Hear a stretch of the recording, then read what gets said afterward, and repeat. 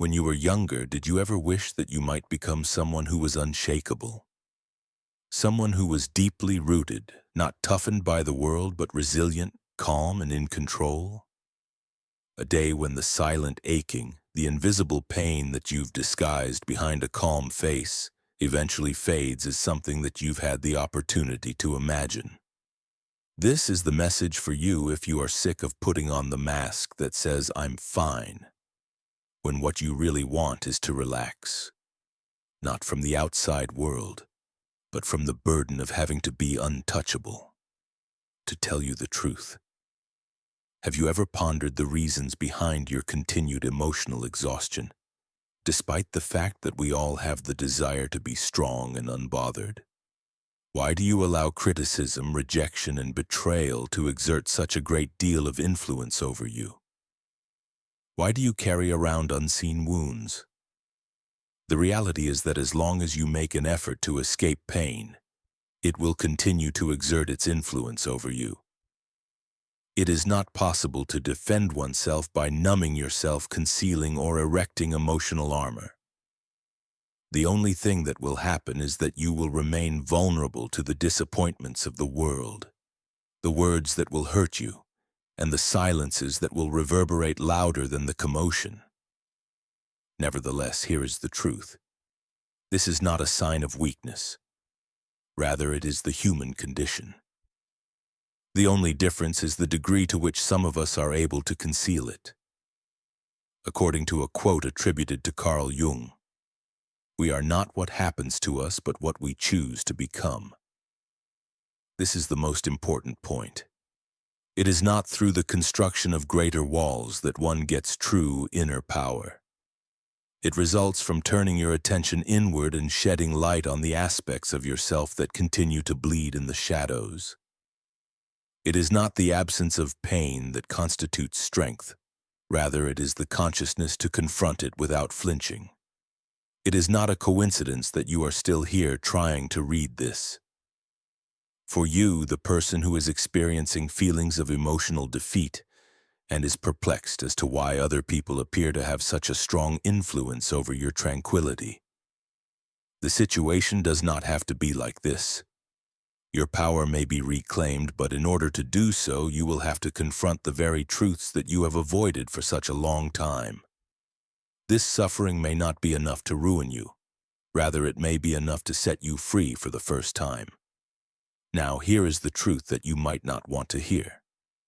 The things that hurt you are not the deeds of other people, the betrayals that you did not see coming, or the words that broke you. One of the more profound truths is that nothing from the outside can hurt you until it hits something that is still unhealed from the inside. It is not the incident itself that causes grief. Rather, it is the meaning that you attach to it, the echo that it strikes in the areas that you have never allowed yourself to investigate. As Jung keeps reminding us, suffering is not a form of retribution. It is a message, showing a portion of your being that has not yet been healed. This is the reason why some people are able to sustain losses that are incomprehensible and still maintain their composure, while others crumble over a careless phrase. It's not the force of the blow that matters, it's which way it lands. And here is the unpleasant truth. You continue to suffer because you continue to believe that if you are good enough and strong enough, you can influence how other people think and behave toward you. However, control is an illusion, and the more you want to hold on to it, the more fractured you will become. Do you wish to liberate yourself from pain? Put an end to your efforts to protect yourself from it. Clarity, not further control, is what you require at this point. The moment you come to the realization that nothing from the outside can hurt you unless it reawakens something that is still unresolved within you, freedom begins. That is where the true fight is, not in the outside world, but in your own subconscious mind. The darkness that you have not yet confronted are contained within the secret stories. Your entire life will be quietly shaped by the things that you choose not to see, understand, or modify. What would you say if I told you that the most significant delusion you have been taught is that you are the one who is in charge of your lifetime? You are not in charge of your life for as long as you continue to live on autopilot, which means that you will continue to respond without understanding, feel without clarity, and make decisions that you will later eventually undermine. Something more profound is sustaining you. When Carl Jung said, "Until you make the unconscious conscious, it will direct your life and you will call it fate," he was absolutely accurate. This is precisely what is taking place at this very moment. There is no such thing as a coincidence when it comes to the feelings of rage, grief, and other emotions that arrive out of nowhere. They come from the depths of yourself. These cries are coming from the portions of your mind that have been repressed, disregarded, and buried. They are a manifestation of the forgotten sections of your psyche. However, you cannot continue to disregard them. You are not living. Rather, you are being lived for as long as you continue to be uninformed of your unconscious condition.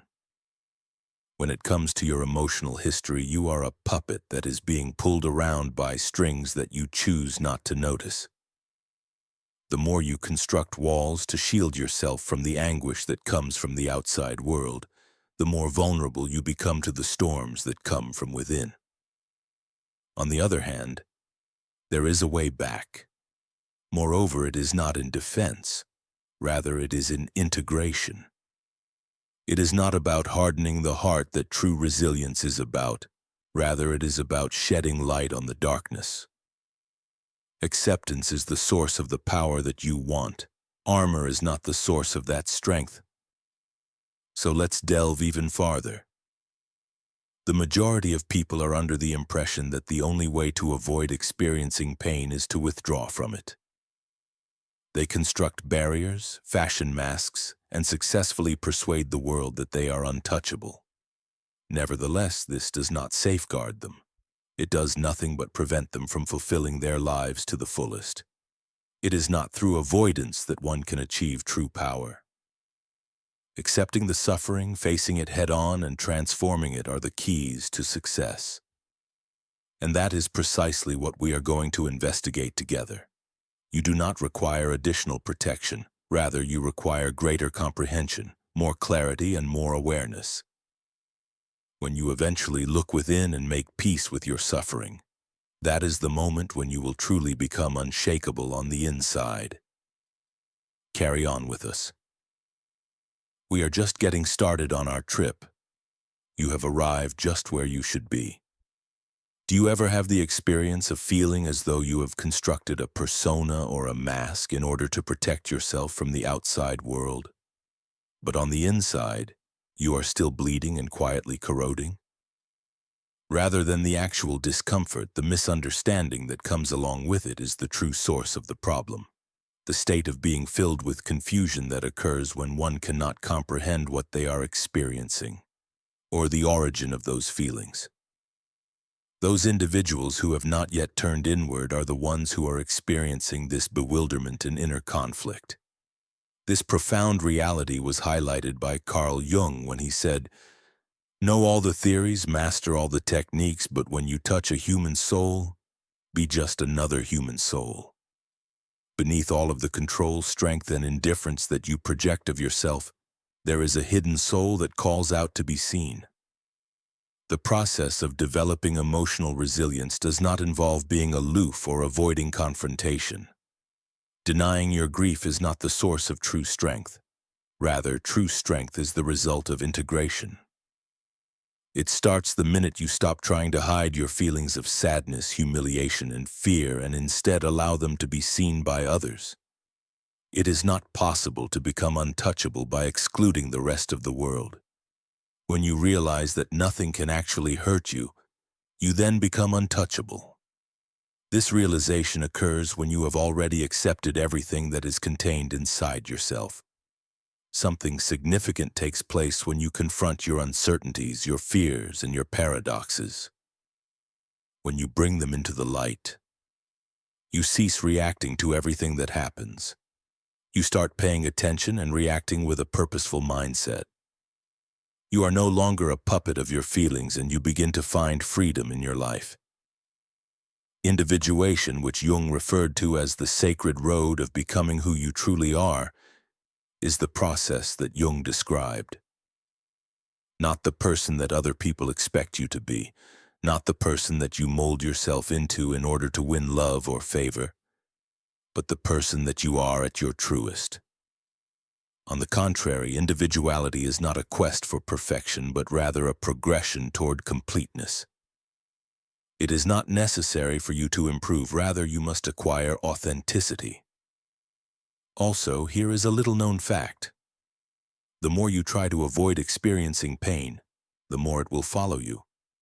As you make more efforts to remain unaffected, you will find that you grow more frail. However, when you turn inward, when you confront your wounds without passing judgment on them, and when you accept the completeness of who you are, the noble and the broken, the bright and the ashamed, nothing from the outside can undo what has already been healed within you. For this route to be taken, a great deal of courage is required. The courage to feel, the courage to remove masks, and the courage to let go of the delusion that suffering makes you weak. The pain you are experiencing is not a form of punishment, but rather a passage to something that is much more significant. Since we were children, we have been taught to despise experiencing pain. Our upbringing instilled in us the belief that experiencing pain is a show of weakness, that tears are pointless, and that feeling too profoundly might be harmful. As a result, we started to flee, to avoid, and to deny. On the other hand, the more we run away, the more suffering sticks around. It is not constantly a painful sensation, rather it shifts in appearance. Whether it be through anxiety, outbursts of fury, indifference, or self-sabotage, it conceals itself. Pain that you choose to ignore does not disappear. It begins to bury itself deep within you, etching tunnels through your mind until one day everything starts to fall apart. In contrast to other people, Carl Jung had a very distinct perspective on pain. Pain did not represent an adversary to him. It was the voice of the soul, the warning bell of the unconscious, the sacred language through which your true self calls for attention, the speaker said. Jung once observed, "Depression is like a woman in black." This is a famous quote. If she shows up, you shouldn't try to force her away. However, we frequently fail to listen to what she has to say because we do not invite her in, offer her a seat, and listen to what she has to say. Distract, keep ourselves busy, and numb ourselves. The one thing that really counts is the question of what this agony is trying to reveal, and we do all in our power to avoid it. When you are still at battle with yourself, the truth is that pain hurts as much as it hurts. There is a part of you that is eager to develop, but there is another part that can't let go of the familiarity and comfort of things. If there is something within you that is pleading for change, your ego, which is addicted to control, will do all in its power to stifle it. Due to the fact that growth is painful, this tension or this inner friction is what gives birth to misery. This is an inner death and rebirth that cannot be avoided. It involves letting go of outmoded beliefs, severing relationships with destructive patterns, and grieving the pieces of yourself that must pass away. On the other hand, something fresh starts to emerge from within this territory of inner wreckage. There is a tremendous clarity that occurs when your shields are broken down, when your certainties are dismantled, and when grief leaves you feeling fragile and exposed. You start to become aware of who you are, despite the roles you play, the masks you wear, and the show you create. And at that very instant, pain transforms into a sacred experience because it not only eliminates all that is untrue, but also brings you face to face with the one and only thing that can ever genuinely liberate you, which is yourself. The idea was not lost on Jung. He was aware that the sensation of pain is not a disorder of the system. Rather, it is an essential component of the alchemical process. It is not the conclusion. Rather, it is the beginning of individuation. which is the way back to completeness. One of the most unfortunate things is that the majority of individuals give up before they ever reach the other side of this inner valley. They flee, they divert attention, and they later come back to the surface. Not you, however. The fact that you are still reading indicates that you are prepared. Be prepared to go down, prepared to make the crossing. In the following section, we will start to have a better understanding of how this crossing works. No matter how solitary or harsh the path of individuation may be, it is the very thing that ultimately liberates you from your restrictions. Let's proceed and enter waters that are more profound. Very few people have the bravery to embark on this adventure, and even fewer have the strength to see it through to its conclusion. On the other hand, this way does not guarantee comfort. Therefore, it does not protect the ego. It is annihilated by it. The process of coming into one's own identity is referred to as individualization. Nevertheless, before you can do that, you have to unlearn all you believed you were. When you realize that a significant portion of what you believed defined you was an illusion, this is the wound that runs the deepest. Your accomplishments do not define you. You are not the source of your suffering. The image that you have painstakingly crafted in order to be accepted or admired is not who you are. Rather than being lies, these were survival strategies. However, surviving is not the same as living.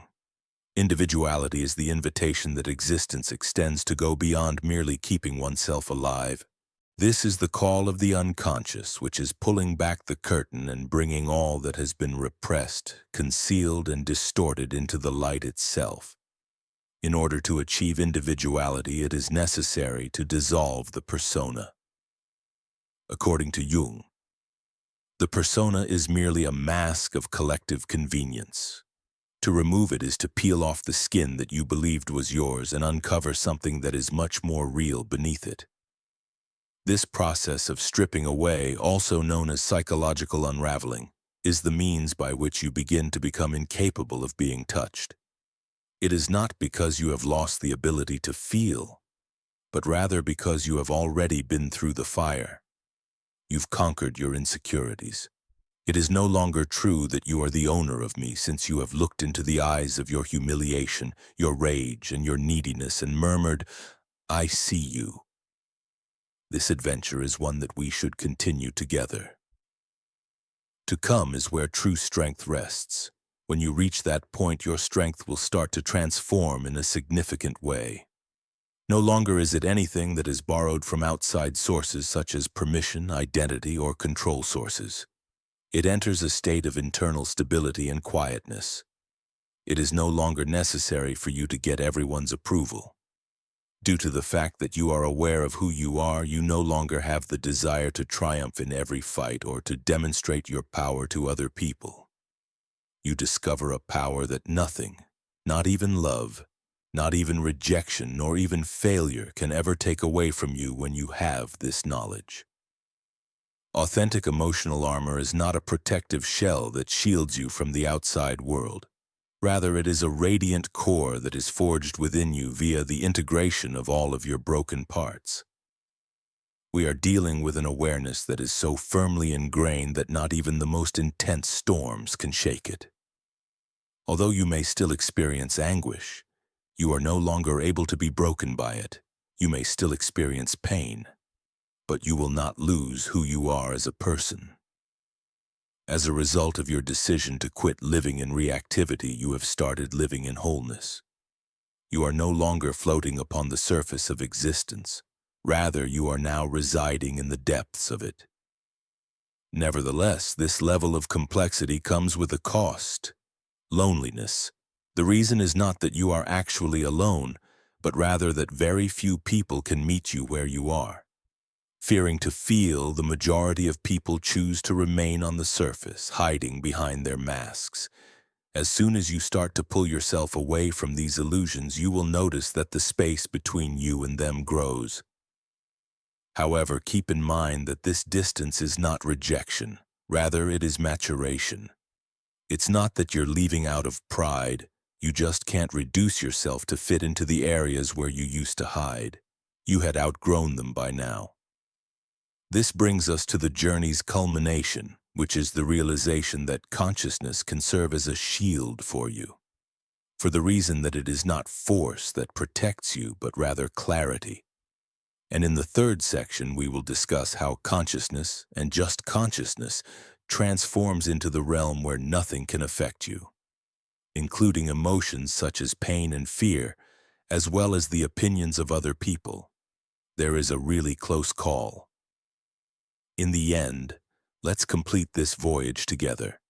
In light of the fact that you have made it thus far, there is a truth that needs to be communicated to you. Unless you become aware of what is occurring within you, nothing, absolutely nothing, will shield you from the misery that is occurring in the outside world. Even now, the words will cut you to the core. Despite this, the rejections will continue to leave his imprint. You will continue to come to terms with the losses until you finally come to. However, waking is not a miraculous occurrence that occurs all of a sudden. It's a deliberate decision that's been made over and over again. The decision to look inward on a daily basis, even when it hurts, is what it is. To accept what comes up rather than blaming other people, the past, or fate for what happens. It was reportedly remarked by Carl Jung that what you resist persists. And for such a long time, you have been battling the idea that what you accept will transform, putting up a fight against the anxiety of not being good enough, the hurt of being rejected, the sorrow of being alone, and the profound grief coming from feeling invisible.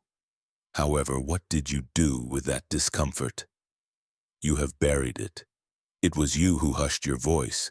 In an effort to appear powerful and perfect, you attempted to exert control over everything.